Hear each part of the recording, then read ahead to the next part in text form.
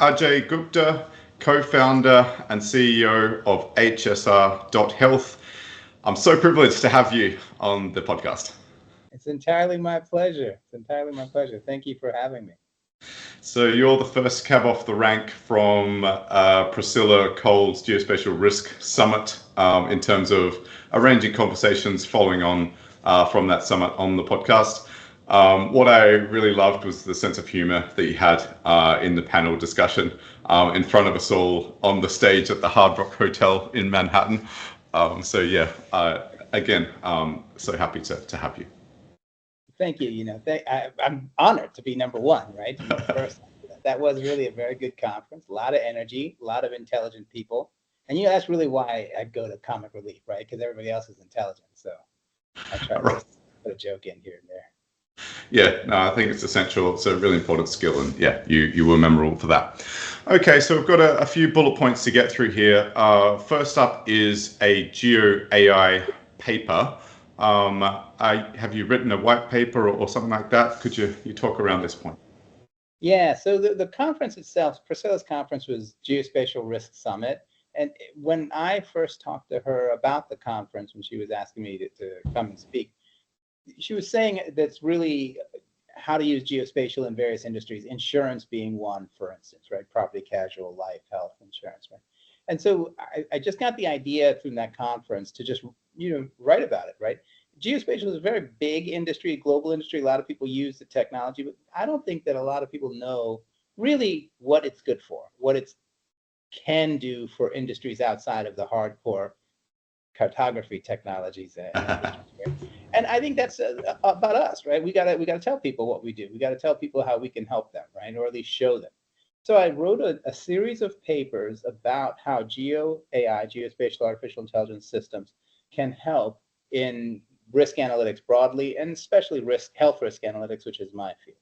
So those are, if you will, 4 blogs leading up to the summit. So this next paper, which should be released next week, is a combination of all of them, sort of a compilation of here's how GeoAI can help the broad health risk analytics community, that industry.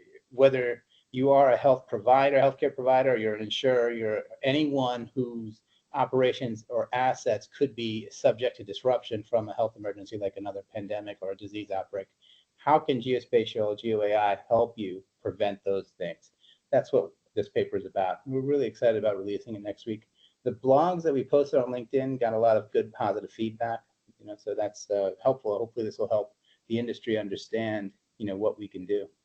Would it be about the propagation through a population of a disease? Is that something that an artificial intelligence approach could help with? Absolutely. So in fact, we did that during COVID a great deal through a number of mechanisms, right? Because you want to find the way that's best. But one that I really liked was we just use agent-based models to track the propagation of the disease, the agent in that case, through a population of people in an area, given what we know about the area, right? Population density, the demographics of that population, and the building infrastructure of that population, right? Now, we knew that at that time there were lockdowns, so the building capacities were going to be much lower, there's going to be less people in them, but still not zero. So taking all those factors into account, you could almost demonstrate what the value potentially of a lockdown is or isn't for viral propagation. We did that in buildings. We actually did that on airplanes as well. In-flight airplanes, what's the risk of viral propagation if you sit next to a passenger versus you have that middle aisle blocked and you sit a little bit farther away from the passenger? So yeah, these are really interesting use cases. So spatial at all scales, not just geospatial, but plane spatial or building spatial.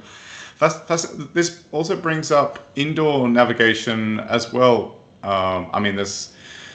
I've had Navigene on. I, as a result, started a monthly digest for the indoor navigation and wayfinding vertical, if you like.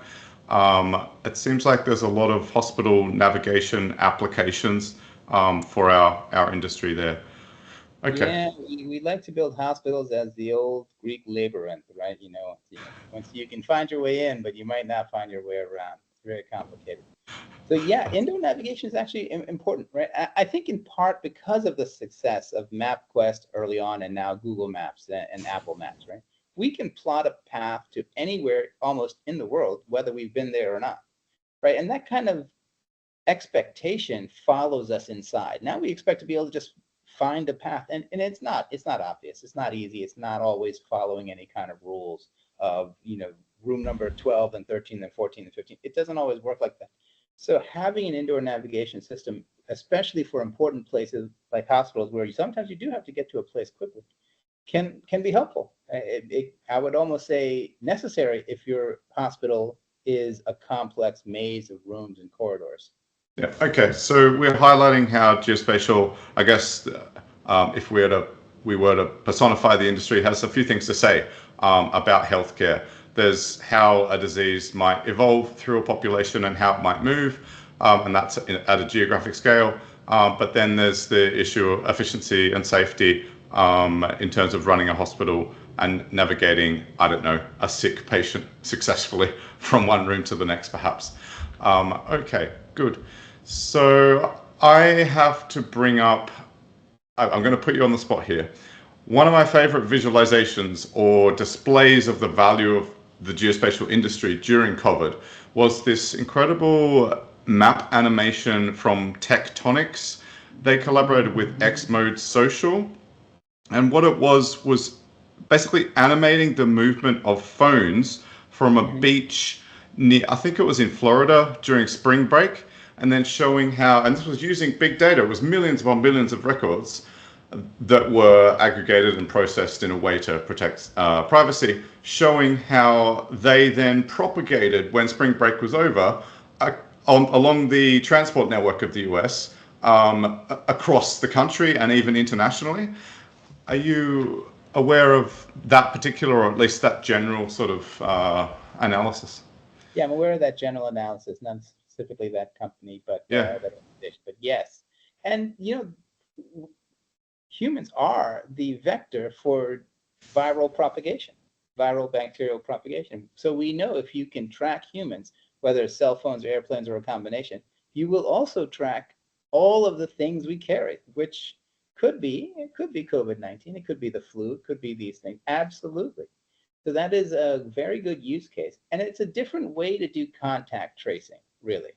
Right? And the traditional way of doing contact tracing is that you call somebody and say, okay, we want you to take a test. The test is positive. You have this disease. Now tell us everybody you talked to in the last 72 hours, whatever the incubation window is of a disease. First of all, if I ask you to tell me everybody you talked to or spoke with or were in the same room with for the last 72 hours, number one, you're probably not going to remember. Really, not really. And then we're not going to know all those people to say I can give you their contact information. And then we're going to be embarrassed to admit that we were with some people. So that approach is really just not going to work. It's not going to work, right? And would like to tell health authorities, you don't even need to do that anymore. We don't need to do that. Now we have cell phones. We have ways to track who's on the plane. We can even track who's on the train now because they use ticketing and ID there. We can do contact tracing independent of asking people to violate their privacy and the privacy of the people they may be associated with. And the public health will get the information they need to act, to make interventions, to do health education and all of those things without having to really violate individual privacy and probably have better results. Yeah. Okay. I think the privacy issue is important to emphasize. So yeah, it's good that you're able to say something positive about that. Okay. I feel like just this one agenda item, there are many podcast episodes. Actually, there almost could be a whole separate podcast just devoted to modeling in a geospatial sense relating to health. Is there... So another theme that came up, especially in Mike's speech at the summit, was Earth Foundation models or geospatial foundation models. Yeah. This is a whole of planet sort of solution. But is there that theme in how the health industry is thinking and talking about geospatial and AI? Does what you're developing with HSR.Health somehow map onto this concept? You're right. Foundational models are sort of the next great cool tech that everybody has to have, right? And the idea has been that, you either have a foundational model for everything, which is the approach that ChatGPT and its peers are taking, or you have specific foundational models for a particular domain, which it means that individual companies or organizations have to spend that kind of resource to curate the data, create the training, have a foundational model, right? We've sort of landed on a middle ground approach, right? We're thinking rather than do the heavy lifting of a full foundational model for health, which health is itself a very broad industry, right? From all of the diseases that can happen to humans to administrative issues that can cause humans to suffer, readmissions, insurance issues, all of those things. It's so broad and it would be so much effort that I don't think that healthcare is going to want to do that. What we've found a middle ground is, and I think we've had some success with this area, is that you can take the general foundational model, OpenAI's or Anthropic's or Llama, would pick one that you like, and use other techniques for fine tuning that allow you to have a good generative AI kind of result, a good generative AI ChatGPT type experience for your users, whether they're clinicians or patients, and still reduce costs. We can do, for instance, we do prompt fine tuning in the prompts. We use a sort of an advanced aggressive form of RAG. I call it advanced aggressive because we really define the scope of the work we're working in. And then by that approach, we've been able to achieve a generative AI front end to a lot of the health risk indices we make, whether they are paired deserts, whether they are disease propagation, or they are emergency response data sets that don't require the heavy capital of making a foundation model and reduce the compute requirement of truly fine-tuning a broad publicly available foundational model. Appreciate the commentary and the thinking that you've obviously done in how you're going to deploy AI for HSR. All right, so essentially the signal is for this item, people can keep an eye out in a couple of days for this white paper to get some more detail on what you've been talking about. And also, just before we move to the next point, I like that you flagged agent-based modeling. That was a throwback for me to 2010 or 2009 when my spatial analysis professor was teaching us. I haven't done it in my career, but I'm really glad to come across, at least on the podcast, someone actually applying that bit of theory. Okay, so next up, you are celebrating being added to the global top 100 companies for GeoAwesome, which is a popular geospatial blog from Europe. Could you tell us a bit more about the nomination experience? Well, the nomination experience is quite easy and quite straightforward, right? I think that's not really where they don't put a heavy load on us. I think they put a bigger load maybe on the judges, and you probably know a little bit about that. But they ask us a good amount of questions, right? They really do ask us, what have we done over the past year that is of value, that advances the geospatial industry, that improves mankind, right? And so we can answer those questions. And it's fairly straightforward, honestly, to answer the questions on the nomination. But I do really appreciate that GeoAwesomeness does this. It's as you know, it's well regarded. It's probably because it's not one of those awards where you pay money and get an award, right? They are actually choosing companies of value. If you look through the list of the people who judge, they are people who know the industry, right? So I'm really honored to be included in the list, and we want to just stay now forever. It's something we can use to motivate us to stay. They don't rank the top 100, right? But if that's very deliberate, yeah. Yeah.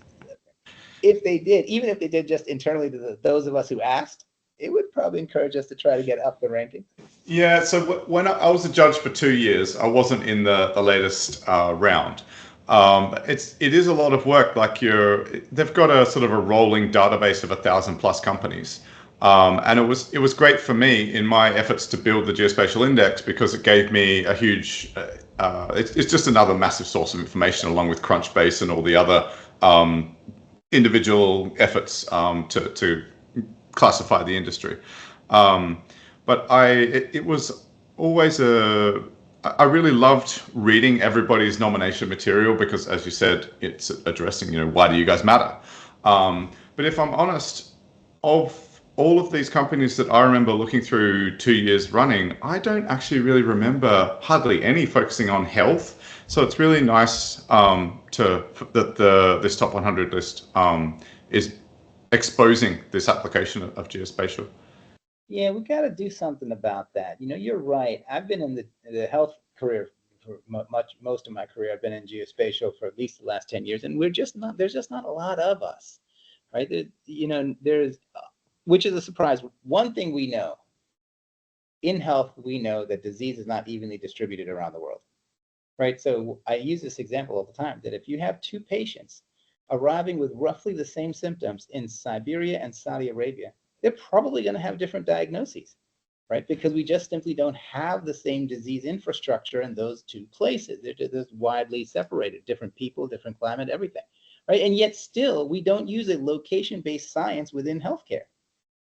That has to change. There has to be ways that we can communicate the value we provide, that we can really understand what's happening here in this location and how it's different from your location in detail, in as much detail as you want. That has to play a role in diagnosis and treatment and in prevention and in health education and everything, right? We just have to get that message out, right? So one of the things that we're working on is a heat health risk index, right? Where we know the heat is dependent on your exposure to heat, temperature, and the duration and what your natural tolerance is, right? And we know when we're talking about heat, it's different place to place, right? If you stand in the sunlight, it's one temperature. You walk behind a tree in the shade 2 feet away, it's a different temperature. That level of distinction makes a difference. And our skill set, our technology, geospatial technology, can represent that, right? How is it that we are not more involved in health? And I think we just continue to build these tools and share them, display them, and say, look, now you can assess heat exposure feet to feet, very granularly, because that's what geospatial technologies are built to do. And use it in your diagnosis and treatment of patients. So you're saying that you could offer this as a service to, I don't know, a hospital or a regional health. I Yes. don't have the language because but I'm guessing that a given county will be sectioned up into sets of hospitals or clinics and things like that, and We do have possibly you could offer them catchment. more awareness about this as a risk to health, heat Correct. exposure. Correct. Yes. So at the health department level, which has to deal with the entire population that they serve at their county or city or state, and at the hospital level, which deals with the population in their catchment area, which of course you have a choice in hospitals. Everybody in an area doesn't have to go to the same hospital, but yes, we do have that kind of geospatial allocation.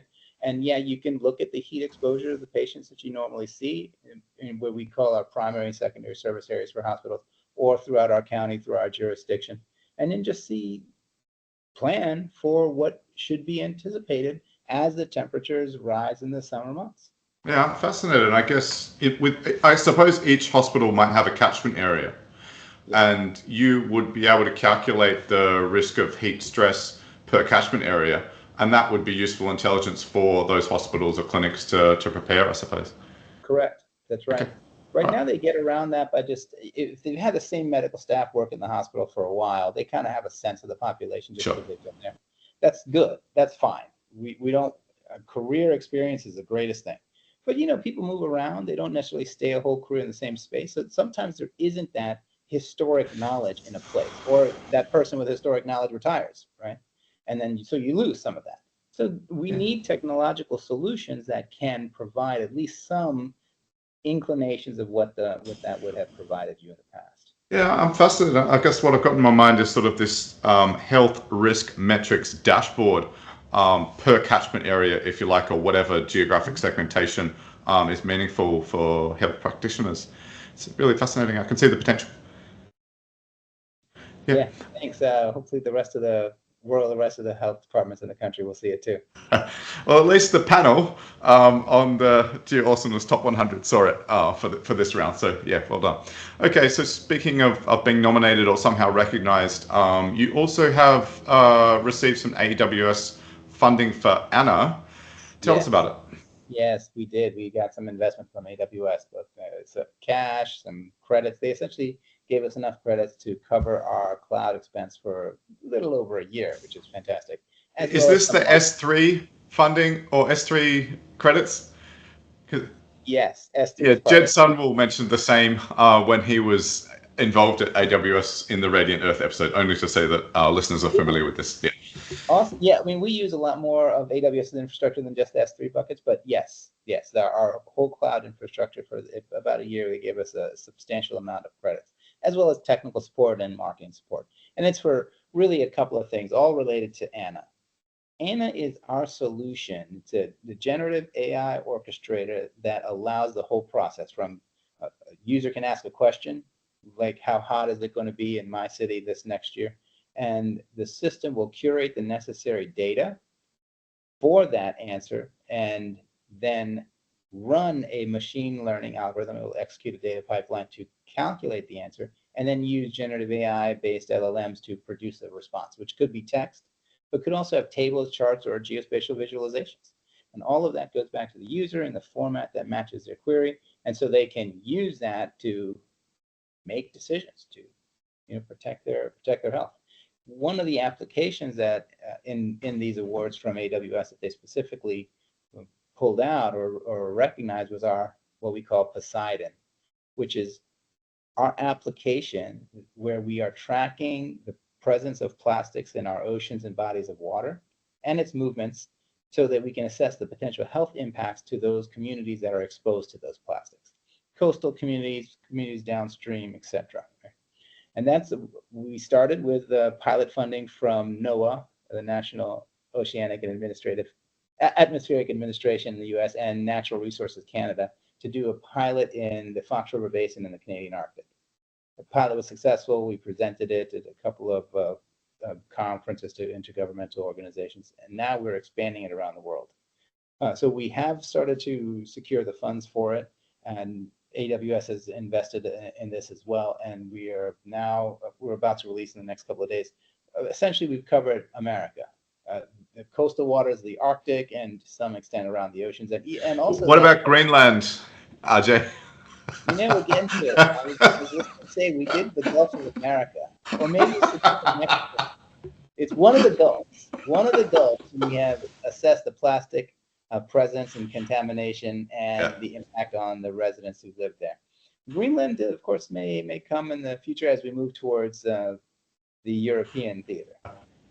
But it's important, right? Especially as we are trying to become more healthy as a society. Plastic, we're becoming aware of the impact, long-term impact plastic exposure has to us in almost Yeah. all instances. So This is the first time it's come up on the podcast, I think, but most people are aware of there's some massive floating island of accumulated plastic bottles, I guess. I'm fascinated to hear more. Like, what are some of the health impacts of ocean plastic? So this is an area of active research, but the preliminary research to date suggests it can affect our GI tract, gastrointestinal tract. It can also affect our endocrine disruptors, which can affect our fertility rates, which we do see fertility rates for men going down all over the world, right? So there's got to be some kind of systemic cause everywhere. Could be that our exposure to plastic is contributing to that to some extent. And plastic, especially the microplastics, that's just simply plastics that break down to smaller and smaller sizes, have been even found to cross the blood-brain barrier. So that is a potential problem.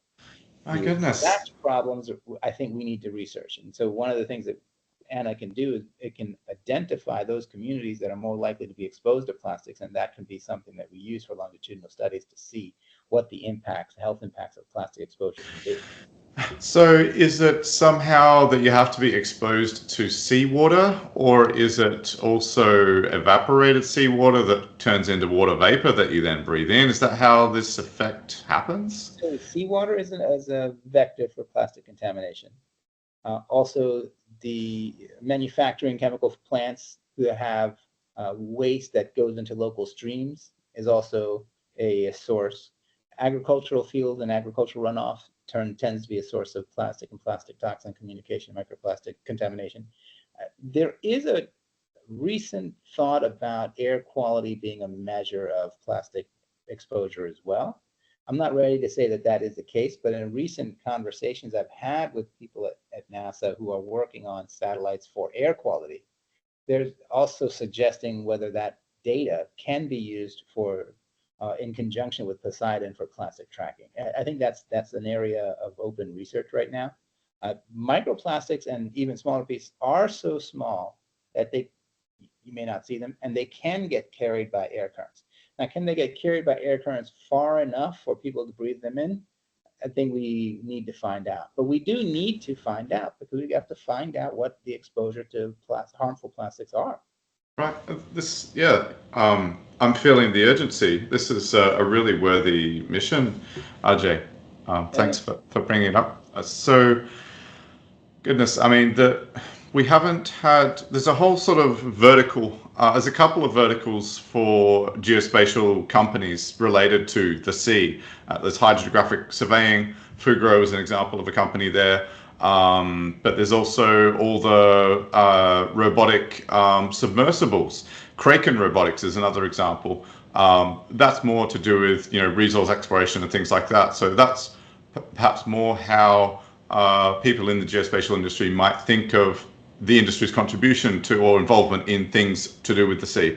We also had a guest, Sinmax, on, which was using remote sensing to track the so-called dark fleet for, what can I say, keeping secret transport of oil around sanctions. But this is a new and important application of geospatial.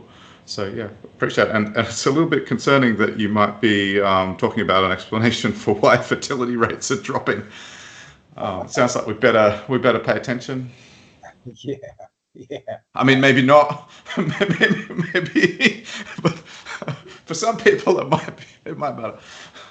There is a mix of that. There is a mix of that. In fact, a close colleague of mine is one who adamantly believes that Earth is overpopulated and we need less people. So I suppose lower fertility rates wouldn't be a problem for people with that perspective. I don't know. But at least it'd be good to understand why. And yeah, all that sounds like it's something for all of us to track.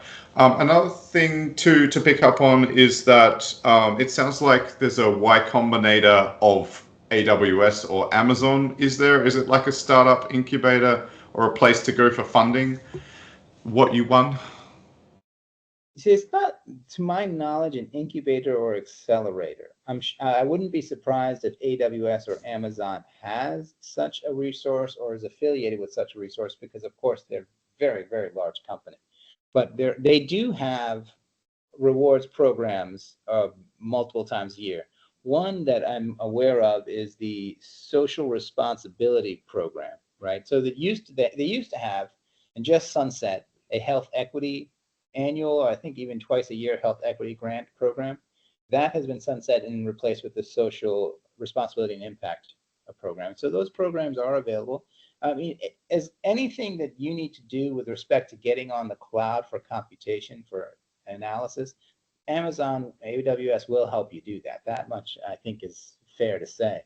Uh, I'm sure the other cloud providers, Google, Microsoft, will have similar programs, but we have been with AWS from the beginning. We're sort of AWS cloud native, and have been, privileged to have a good relationship with the company overall.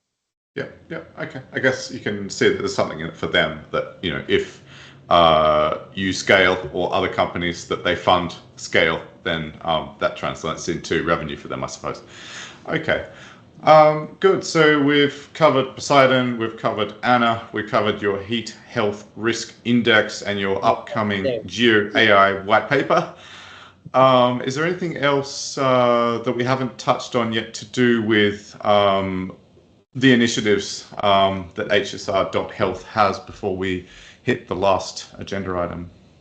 Well, those are the big ones. I mean, I think would like to also say that we've recently been selected as an endorsed partner for artificial intelligence in a group purchasing organization, actually a nationwide, fairly large group purchasing organization that people may not have necessarily heard of because it has grown a lot through acquisition and the names have changed. But it's called the ShareSource premier group purchasing organization. It's nationwide GPO, as it mentions, and it does serve healthcare, life sciences, education, and more.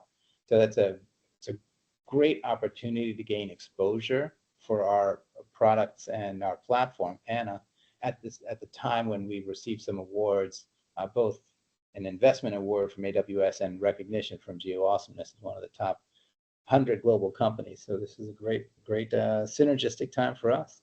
Yeah, sounds like there's a bit of momentum building. So yeah, what can I say? Serves my purposes having you on the podcast. Thank you. That's too kind. All right, so we have to mention that on this day of recording, the 13th of February 2025, a certain infamous and notorious individual was confirmed relating to health in the government in the US. Could you explain? Absolutely. This infamous individual is one whose name he goes by as RFK, right? The initials of his name, RFK Jr., because his dad was the famous Robert Fitzgerald Kennedy, Attorney General of the United States. Yeah, he was confirmed today as the next Secretary for Health and Human Services for the United States, and he's got some interesting views. I want to lead by saying I'm a fan of his, right? I'm a fan of his because of this reason, and you'll appreciate this. All sports fans will appreciate this, right? So growing up in America, the sport is football. Growing up, the local team where I grew up, they played their games, home games, at RFK Stadium. Yeah, I was a kid. I didn't know anything about politics. I didn't know what RFK was or that he was a person, but just RFK is awesome, right? We were a very good team. We won all the games and all that kind of thing, right? Later, I found out who he was, but now to see RFK is the Secretary of Health, I'm a fan. I don't care. I don't care what that says about me or anybody else. Sports dominates. It affects you at an emotional level. But okay, that aside, if we start to look at what the belief systems of RFK are, which is hard because it's not like he makes a whole lot of public comments that you can hear directly. You have to get it through the media. But he does seem to suggest that if we live healthier lives, we'll be healthier and not need as much health care in a hospital or institution. That may be true as long as there's a clean, clear, achievable path to lead healthier lives, right? That's always been the challenge. So now today is going to be day one, I guess, appointed in the middle of the day, so half a day, day zero. Let's see what he can do to effectuate that. Now, one of the things he says is that our food supply in the United States, as opposed to yours in the UK and the EU, is maybe not so healthy. There he may have some points to make, right? If you look at the ingredients of a food item made and sold by the same company in the US versus UK, there's a lot more chemicals and things, additives, preservatives in our food than in Europe. And why is that, right? And why are we eating these other things? You eat a lot of bread in Europe, it's not as unhealthy as the bread here. For example, you may have heard of this very popular American food chain called Subway, right? When they went when they went to Europe, their regulator said you can't sell your bread as bread. It has so much sugar in it, we call it cake. Wow. Yeah, it's Wow. Cake ridiculous. sandwich. Yeah, a cake sandwich. But in America, it's fine. It's loaded with that much sugar. So this kind of discrepancy, let's see what happens if he's able to actually improve the quality of the food and the food supply. Yeah, I'm really glad that you're advancing the positive points about RFK. There's been a lot of reactionary reporting, I suppose, about some of the more distasteful views that he has, especially to do with vaccines. The one that sticks out for me is I think he went to Samoa or some Pacific Island nation and made some statements against vaccines. As I understand it, as a result, there was a preventable disease outbreak there, and something like 80 people died. I could be wrong, but it was a significant number of preventable deaths. So I just wanted to recognizing definitely what you're saying about the strong differences in what Americans put in their mouths and the obvious results in terms of obesity, and what someone following the Mediterranean diet in southern Italy might put in their mouth. Yeah, I think it's important to acknowledge what you've put forward as well. Correct. I think we do need to look into the vaccines with some careful assessments, right?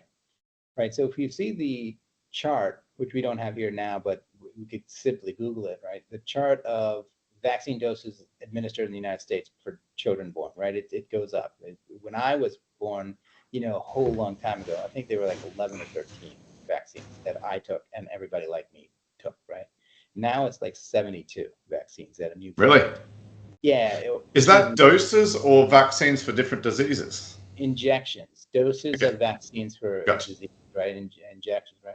And at the same time frame, we see autism rates rise, right? This is the classic example that people say vaccines are causing autism because they can chart the growth in both, and they overlap. There's overlap in the chart of growth, right? And many people say no, vaccines don't cause autism, and that's fine. But those people who say vaccines don't cause autism will say, look, well, we need a reason then. We need to know why autism, which is a terrible disease, why has it gone up? We have to reverse that, right? So we have to. So here we go. We can do some spatial analysis here, and maybe we should get Anna on the task. But because I Yeah, we brought it remember, back to that yeah, I because remember a documentary about this where in Denmark, possibly, they looked into it and they just simply got their. It was a long, longitudinal study, effectively, that they could do because it was government data and they had access to the population's injection or vaccination history over decades,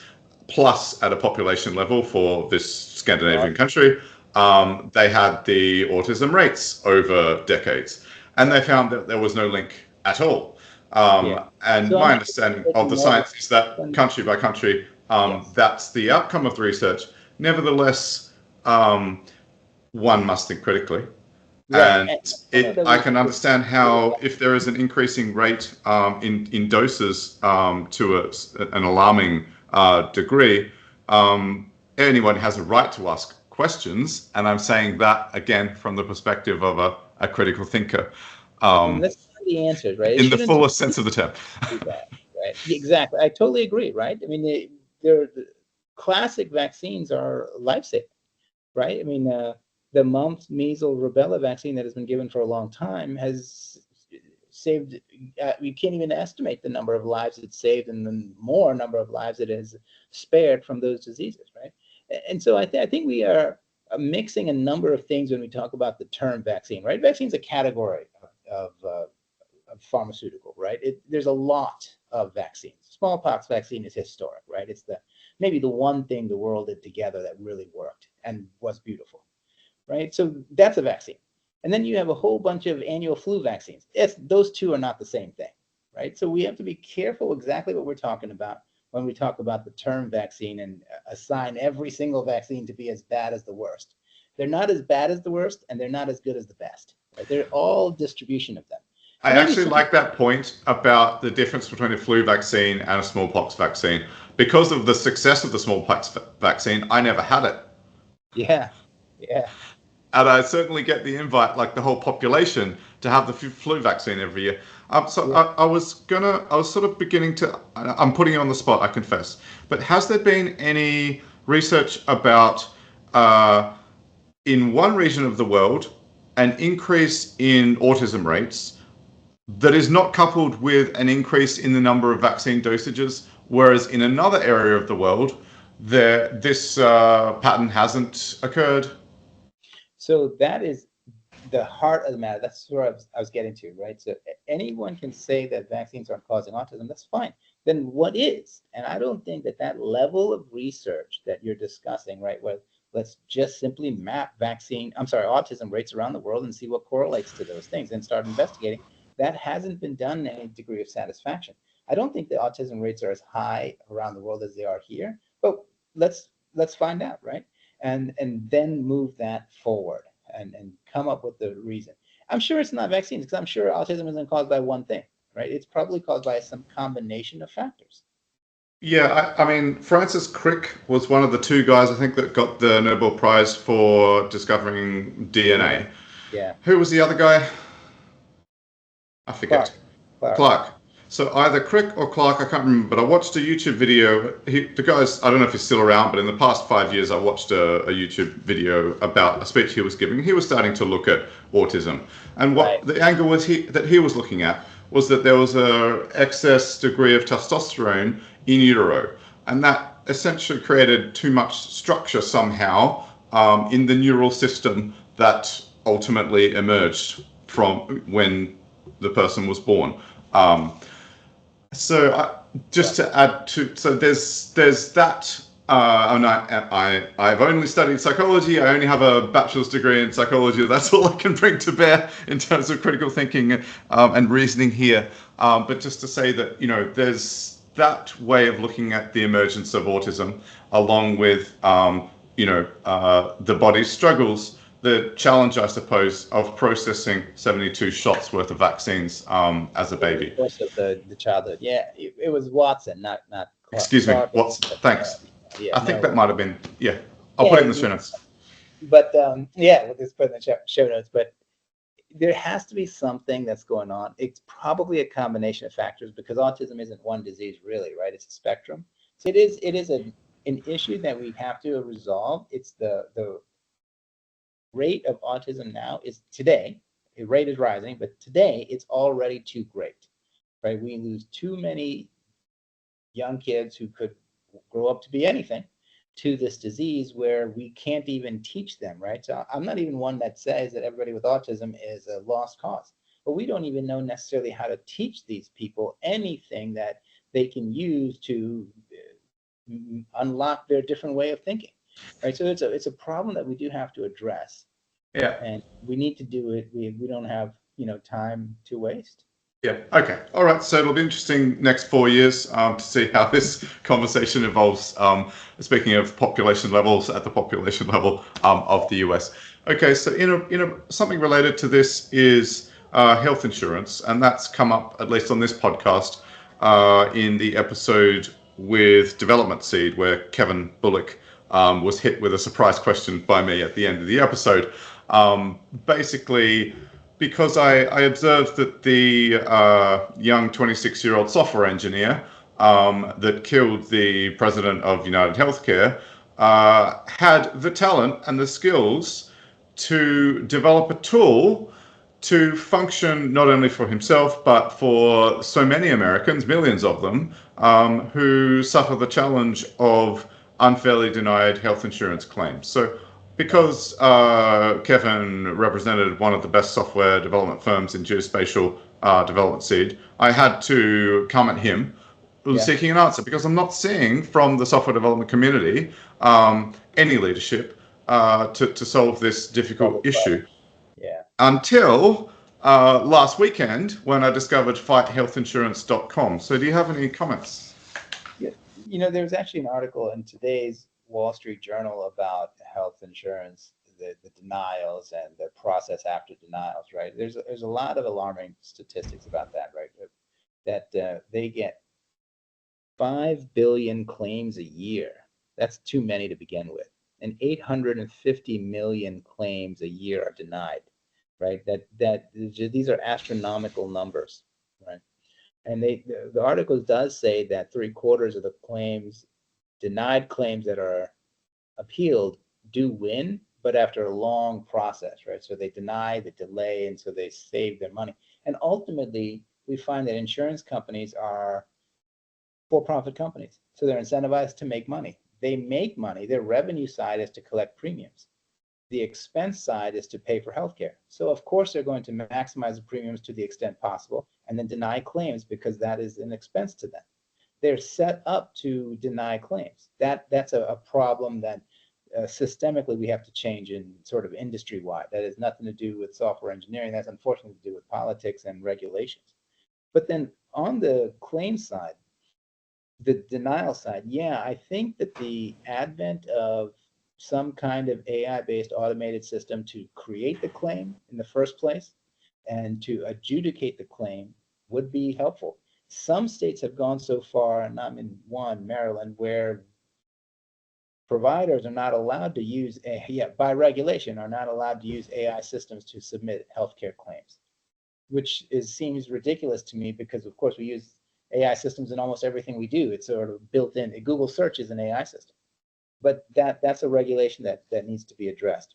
But that's one area. And then what you're talking about is finding a way to take data from the claim denial itself, map that, see if that unlocks patterns that can be used to either pressure the insurance companies to not deny those claims or change maybe treatment plans around the claim denial history, and maybe show to regulators that this is an area, this is a systemic problem that is impacting the population that you're designed to serve, for whom you are supposed to protect the health and well-being.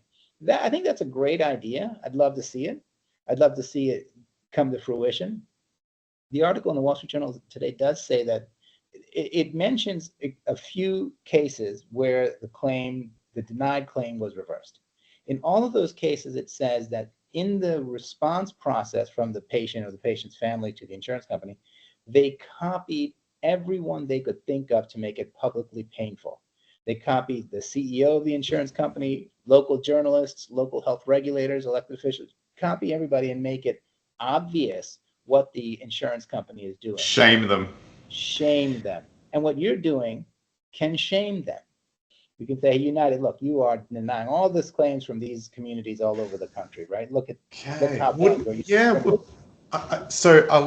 There's an angle here. I feel it would be interesting to map, to spatially analyze, because we've got in the UK there's the indices of deprivation map. And in the US, there's a similar one. I forget which university produces it, but it shows the socioeconomic profile by county or whatever other census tract, some sort of geographic aggregation. Speaking of shame, it would be interesting to see what the denial rates are by socioeconomic status of a community. Yeah. And also the appetite for challenging those denied claims by community and socioeconomic status. That's right. Yeah. First of all, filling the claim is tough. Secondly, going through the argumentative denial process is long and complicated. If you don't have that level of resource and time, precisely, you're not going to be able to do it. That is a very real challenge. Yeah. That probably, we haven't done it yet, so we can't say for sure, but probably that'll come out in a geospatial analysis. Yes. Okay. All right. All of these conversations are really, really helpful, Ajay. I feel like there's a legitimate mission-based element here to the podcast, and I appreciate you having some intelligent, useful things to propel this little mission episode by episode. So thanks for furthering the cause. My pleasure. We're all in it to do good, right? We want to use our talents for good. Yeah, I can't help but think that, given that Anna and what HSR.Health is about HSR.Health is about is using AI, it might be nice to monitor progress of your company and see if maybe you'll spin up something like fighthealthinsurance.com, which is another app that I came across. Yeah. Fantastic. Yeah. Certainly want to track their progress as well. Yes. Yeah. Okay, cool. So I believe we have covered all bases. It's been, again, a huge privilege to have a conversation that came from the Geospatial Risk Summit in Manhattan. I'm so privileged and so happy to bring the audience you and your great sense of humor and an award-winning company recognized on multiple fronts to the podcast. So again, Ajay, thanks very much for coming on. Thanks for having me. I had a lot of fun, Wilfred. I really did.